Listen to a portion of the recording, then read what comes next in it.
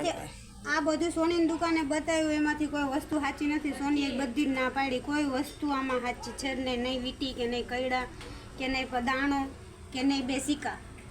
સમૂહ લગ્નમાં દીકરીઓને આ દાગીના નકલી પધરાવી દેવામાં આવ્યા છે, અને એ પણ કોઈ ગઠિયાઈ કે સોનીએ નહીં, પણ ખુદ સમૂહ લગ્નના આયોજકોએ.